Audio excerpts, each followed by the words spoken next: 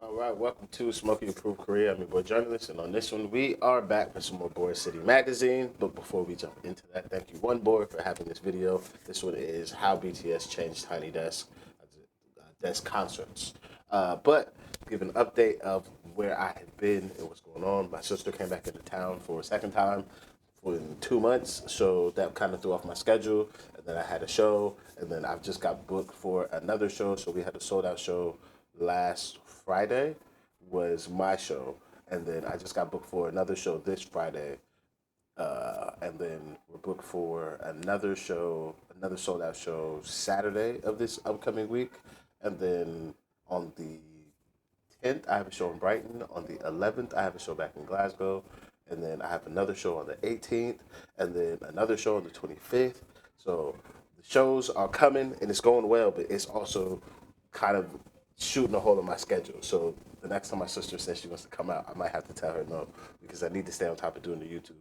Because that's kind of what threw it off was her just being like, well, can we just like go do this? And I was like, fair enough. All right, come on. Let's just go do it, get it out the way. So I'm sorry it's taking so long. I have nothing on my schedule tomorrow, so I will be waking up tomorrow. And I know I've said this, but I will get through the whole J Hope concert tomorrow. It will be on the Patreon for sure. I don't have anything else planned. I don't have anything at all. No rehearsals, no nothing. And I know all the material I need to as of this week. I still need to learn the material for Brighton, but that doesn't start until the following week. So I can get through the concert and I can get that out of the way. And then I believe there's one more thing that I need to do BTS wise that I can't remember, but I need to get that done as well. That said, thank you guys very much for joining me. If you could please hit that like, subscribe, Patreon, PayPal in the description. Also, please join the Discord. We've got a whole section for Army in there. We've got a section for everybody. Just make sure you select your role. And yeah, that's it. Let's get into this and see what we got.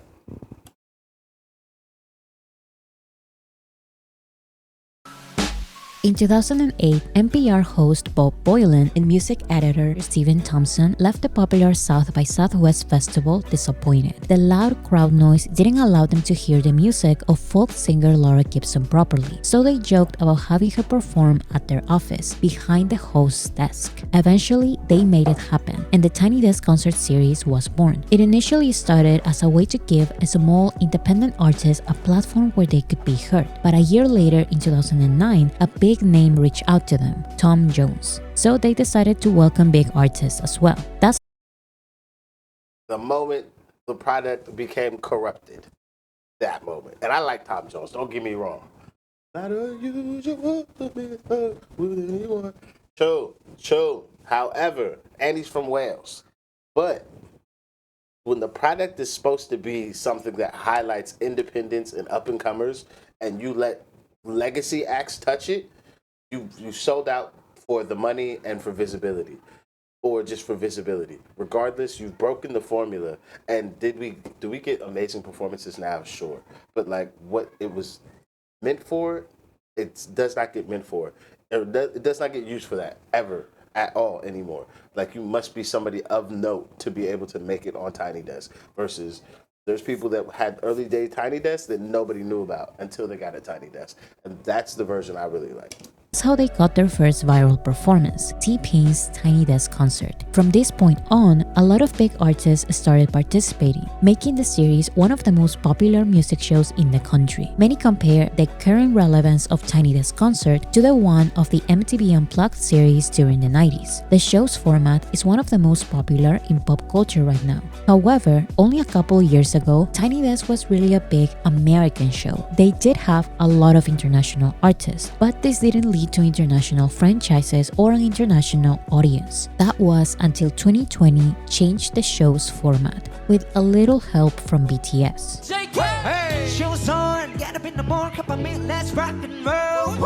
The Tiny Desk concert producers While my sister was here, we went to go eat at this Korean barbecue place.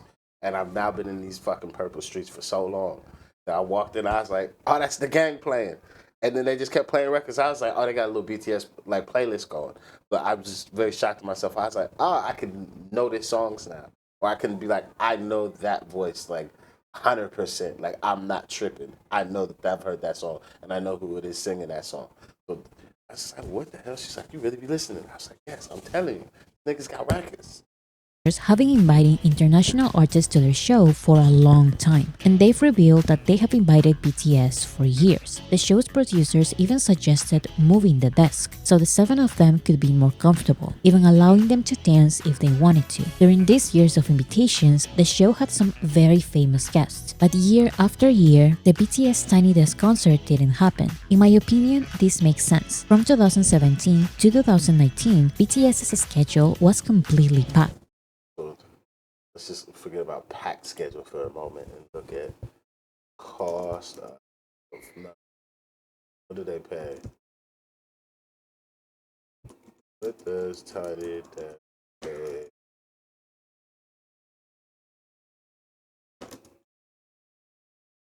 Artist City.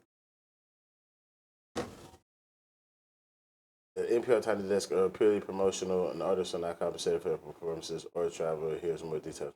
Payment. Artists who perform Tiny Desk your payment from them. Rules of the concert are simple. Equipment that amplifies sound is the setlist collaboration.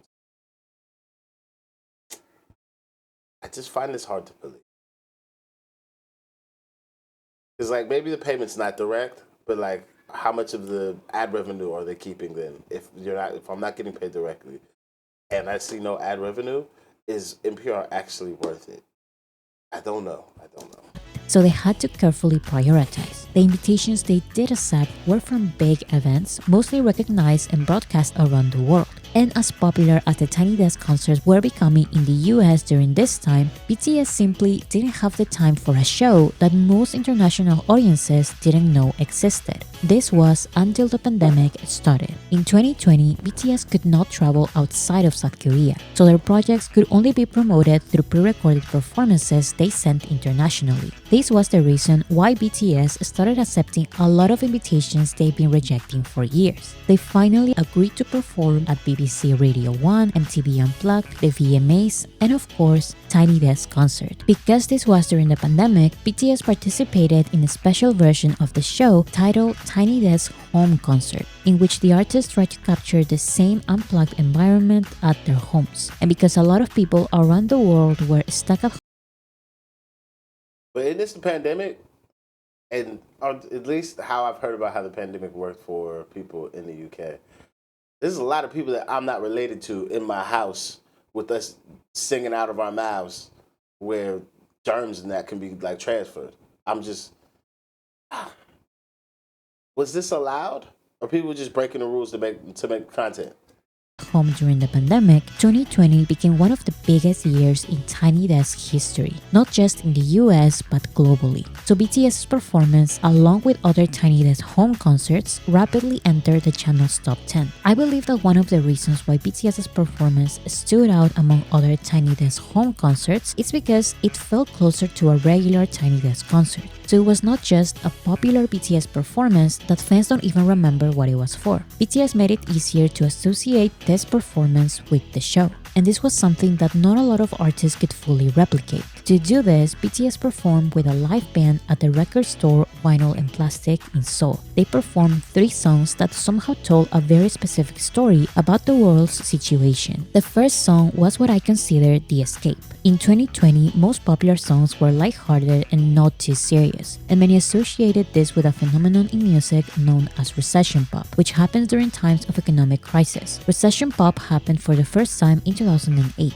It had a short resurgence during the pandemic and another one in 2024. So BTS opened their 2020 Tiny Desk concert with what the world wanted to listen to at the time. Not a sad, sentimental song, but some sort of escapism. It's a disco pop track that we simply wanted to share great energy to everyone around the world. Dynamite was BTS's first song. It's not been that far, that long. Maybe it's 3 years since that clip. His English, or his ability to speak English is so much cleaner as well. To be fully recorded in English, so it easily topped charts around the world, including the US specifically. With this uplifting pop song, BTS welcomes Western and global audiences to their world.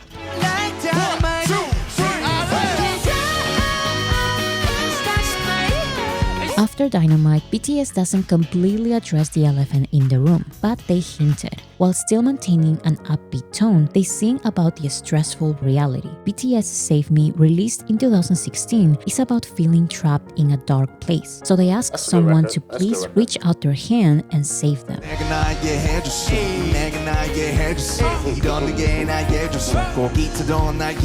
In my opinion, they chose this song purely from a storytelling point. BTS has many songs that would fit way better in this unplugged environment of indie music, but Save Me has both the recession music characteristic electropop sound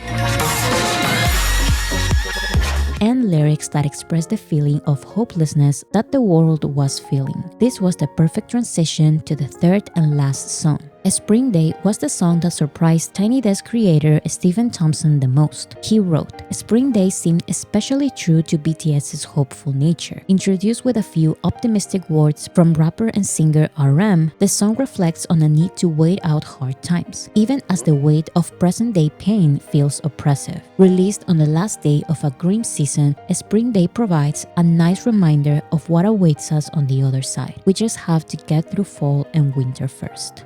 As such difficult time like now, we all are wishing for the spring day to come. It's been the roughest summer ever, but we know that spring will come.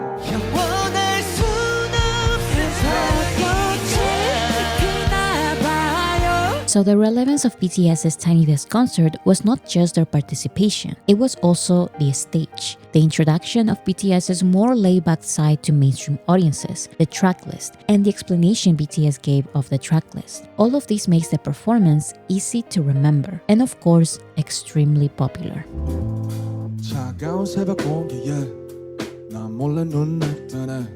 We can still wonder, is this performance relevant because of the format or because of BTS? Is there really a significant international audience used to maximalist performances willing to watch a more laid-back version of their favorite artists? The perfect person to test this was RM of BTS, the second idol invited to Tiny Desk. RM's solo music is more alternative hip-hop and R&B, which allowed him to stay true to Tiny Desk format. RM's Tiny Desk concert happened in December of 2022, so it didn't really need to be a home edition. Tiny Desk went back to prioritizing the regular format by this time, but they made an exception for RM, who didn't travel to America to promote his album Indigo. Tiny Desk creator Stephen Thompson wrote, "Given that BTS's RM is based in South Korea, we let it slide, not least because his team put together one of the most impressive Tiny Desk facsimiles we've seen yet." RM's Tiny Desk concert was released the same day as his album Indigo, but he started his performance with an old song, Soul, from his 2018 mixtape Manga. Basically, as you know, the capital city,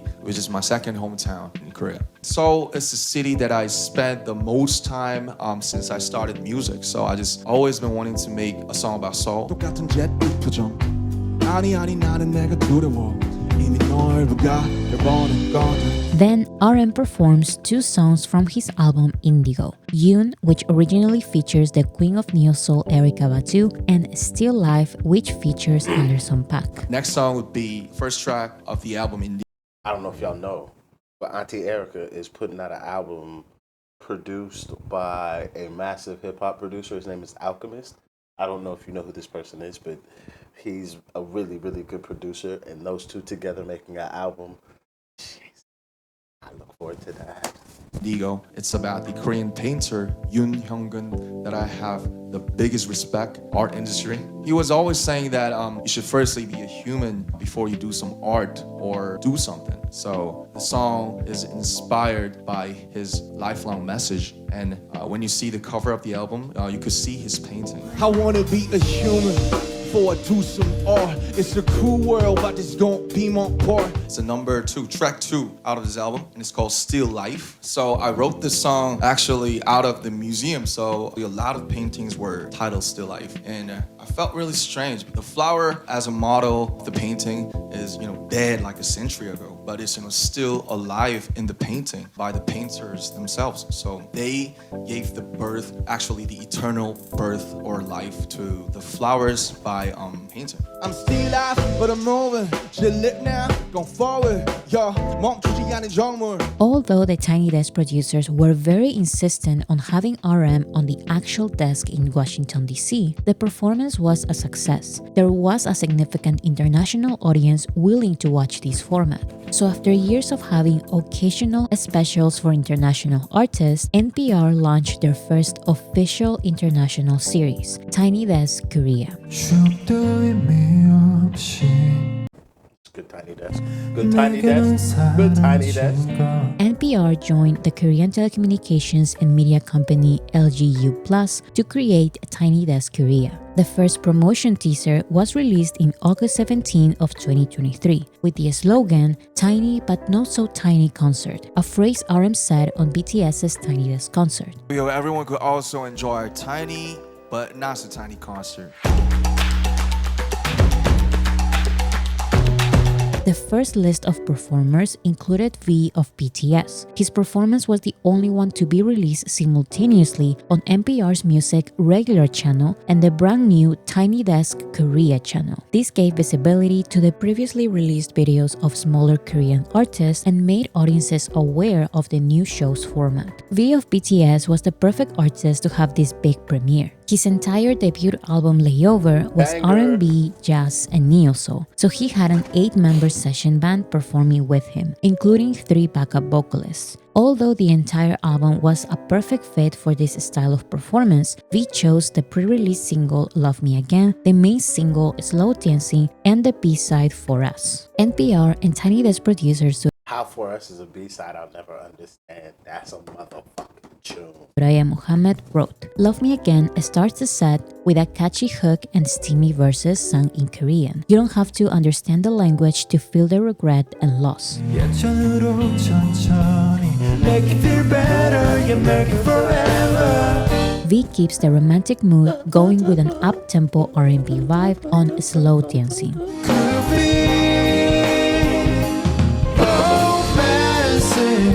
V ends the concert with the jazzy For Us. 이번 앨범은 잠시 스쳐가듯 그리고 쉬어가듯 지나가듯 머무는 휴식 같은 곡들로 채웠습니다.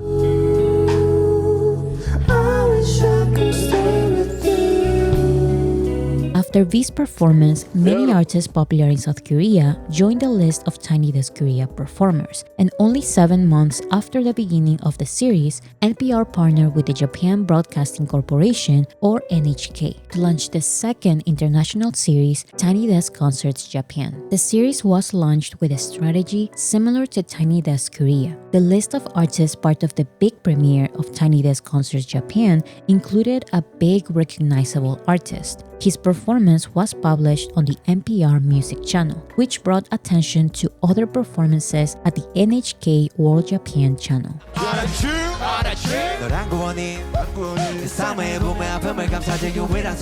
Mainstream audiences expect BTS to be the typical boy band that performs pop songs with intense choreographies, so it's no surprise that this is one of the most recommended BTS performances for non-fans. It makes sense. BTS is used to performing in settings like this, but not so much in American shows. This is because America wants to see the boy band side of BTS. As I mentioned, the creator of Tiny Desk Concert was willing to move the desk for the first time ever just so BTS could dance, changing the format of the show. It wouldn't have been a Tiny Desk Concert, it would have been a tiny concert. And I wonder if BTS's performance would have been as impactful as it was if BTS decided to perform Dynamite with a choreography for the 30th time during the pandemic. Tiny Desk concerts were gaining popularity outside the US during the pandemic, so I wouldn't doubt the popularity of BTS's performance, but the impact is something different. Tiny Desk had more than 100 international artists on their show before they had BTS. Some were huge international artists, but it was BTS's performance what made not just international audiences, but also international broadcasting stations truly notice the potential this format had. So this may have been just one more show that BTS accepted to be part of during the pandemic. This may have been just a casual phrase by RM, but the performance's impact will forever be part of the show's legacy.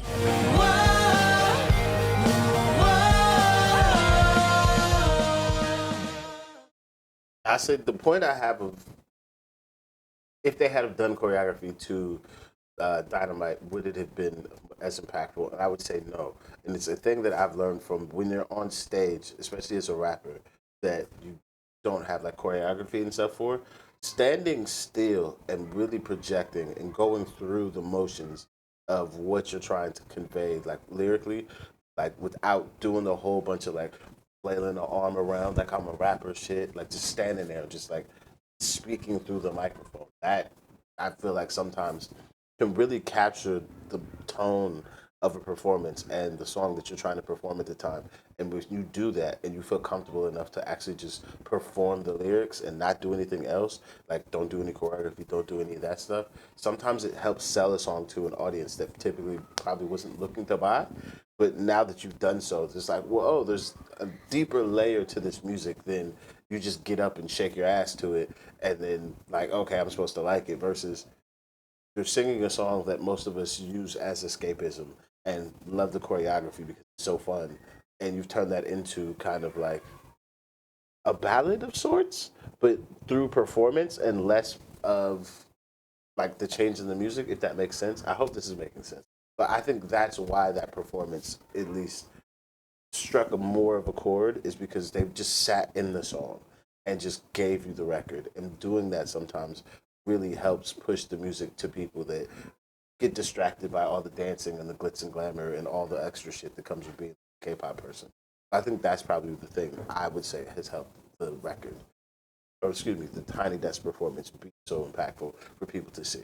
That said, though, that's the end of this video. Thank you guys very much for joining me. Shout out to Bora for making this video because without her, we don't have it. So please go watch it without me talking. If you've already watched it with her, then cool. If not, go watch it with her.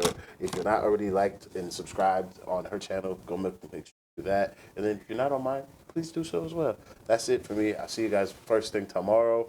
I'll be making an announcement video because I don't know if I'll be able to get this onto you. But I will see y'all on Patreon at minimum. So yeah, that's it. Thank you. I'll see you guys. I'm out of here.